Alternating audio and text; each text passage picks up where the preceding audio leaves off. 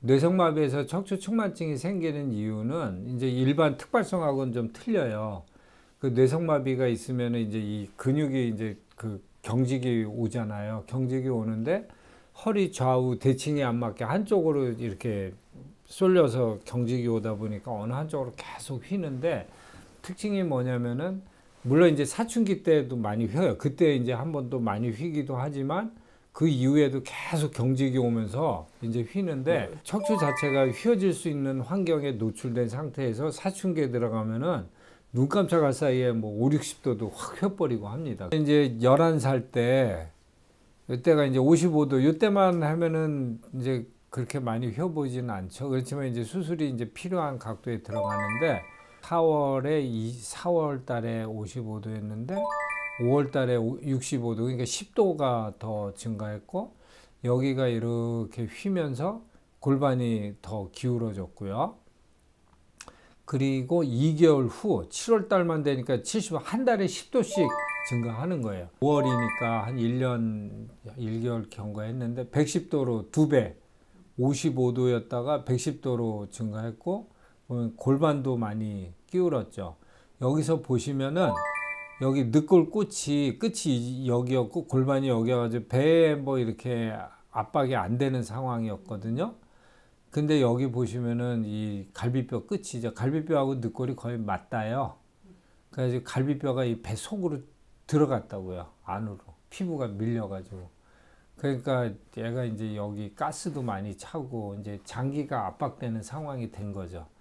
여기 보면 이렇게 여기 움푹 파인 거 있잖아요. 암론, 숨론처럼. 네. 여기 이제 동그란 게 있고 얘가 어느 정도 덮고 있거든요. 네. 그러니까 요 대퇴골두라고 그래요.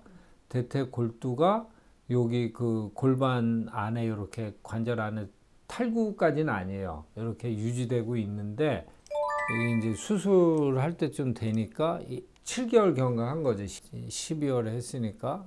여기서 보시면은 얘가 이제 거의 완전히 빠져버렸어요. 골반이 완전히 누워버렸죠. 누워버리면서 이제 이때 각도는 한 125도로 또 15도 더 증가했고, 각도도 증가하고 골반도 더 기울어지면서 얘가 이제 완전히 이제 벗어진 거예요. 밖으로 빠져버렸어요. 근데 빠지면서 또 오래되니까 요 터구리, 요 골반 터구리에 걸려가지고 여기 동그랗게 우리 당구알처럼 이렇게 동그랗게 있어야 되는 놈이 여기에 파였어요. 여기 모서리에 계속 걸려가지고. 그러니까 여기 뼈가 이렇게 깎여 나가는 상황이 됐다고. 그러니까 이 상황이 되면은 얘를 이 속으로 집어넣어도 들어가지는 않아요. 그러니까 우리 5월 달까지만 해도 요게 이제 안에 있어가지고 요거 잘 집어넣어주면 그 안으로 쏙 들어갈 수 있는 상황인데, 지금은 이제 이미 여기가 다 파였어요. 그러니까 이 문턱에 이게 자꾸 자극이 되면서 그 정도로까지 이제 악화가 된 거죠. 그래서 이제 수술을 한 건데, 수술을 하면은 그래도 좀 다행히 요게 많이 잡혀요. 그래가지고 이제 허리는 이제 좀 많이 펴진 상태죠. 그래도 이게 골반은 잘 안 펴져요. 이게 우리가 허리를 일자로 펴놔도 이 골반이 이렇게 비틀어지면 그쪽에 이제 인대 같은 게 서로 늘어붙어 가지고 이제 잘 안 돼요.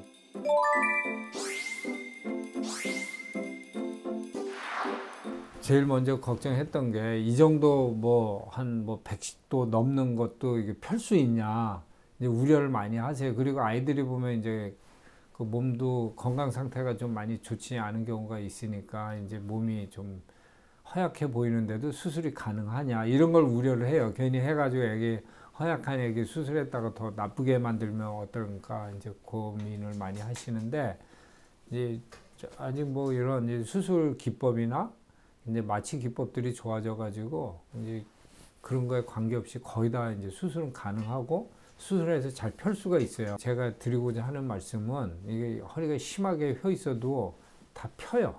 피는 게 현대 의학에서는 가능합니다.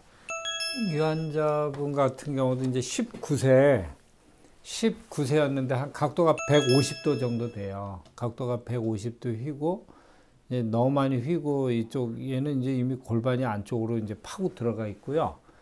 그리고 위루관도 뭐 이런 거 하고 있었던 애기인데 이제 전신 상태가 많이 불량한 환자도요. 수술해도 다 해요. 해가지고 뭐 이 정도로 이제 뭐 펴놨으니까 이제 뭐 더 휘고 더 나빠지는 이제 그런 위험은 없고요. 이분도 12살인데요. 한 130도 정도 휘었죠. 그래서 여기 보시면은 여기 이제 장기가 눌려가지고 원래는 요 까만 게 폐음영, 그 폐가 있는 그 공기가 있는 부위인데 원래는 한 여기까지 내려와야 돼요. 이 갈비뼈 밑에 부분까지. 근데 지금은 여기가 장기가 압박돼가지고 요 부위죠. 요 아주 끝에만 조금 이렇게 눌려 있잖아요. 이제 그 애기들이 이제 호흡하기도 힘들고, 그다음 또 폐렴 같은 게 잘 생겨요. 이게 폐가 약해져가지고 그러면 이제 폐렴 못 이기면 이제 폐혈증으로 이제 사망도 할 수 있기 때문에 이게 생명과 직결되는 문제로 해서 이제 치료를 해줘야 된다는 거죠. 그래서 보면 한 130도 눌렸는데 수술하니까 이게 잘 펴졌죠. 그 이유 하나는 보면은 다른 하나보다도 더 잘 펴졌거든요. 그 이유가 이제 12살 때 뼈가 유연할 때 해서 그래요.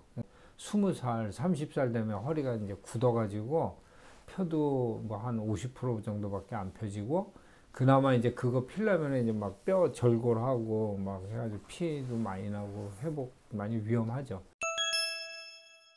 여기는 이제 12세 환우인데요. 이제 후만증, 척추 후만 이제 변형된 게 한 135도인데 이렇게 되면 이제 이렇게 구부리고 있는 거죠. 이러다 보면 이제 장기가 되게 압박이 더 많이 와요. 측만증보다도. 그래서 이제 호흡곤란도 오고, 여기서 보시면은 여기 까만 게 폐거든요. 폐인데 눌려가지고 이 폐가 안 보여요. 공기 음영이. 거의 폐가 이제 압박이 다 된 거죠. 그러니까 숨 차니까 이제 어떻게 할 수 없이 이제 수술까지 하게 된 건데, 이제 수술하면서 이제 허리는 많이 펴졌고, 그러니까 이 정도 구부러져 있어요. 다 핀다는 거예요. 이제 제일 중요한 거는 그 신경 근육성, 그 이제 뇌성마비에 의한 측만증이 있을 때는 각도가 5, 60도가 되면은 이제 수술을 이제 해야 된다는 겁니다. 이제 보면은 그렇게 꼭 수술을 해야 될 정도로 심각해 보이지 않을 수도 있거든요.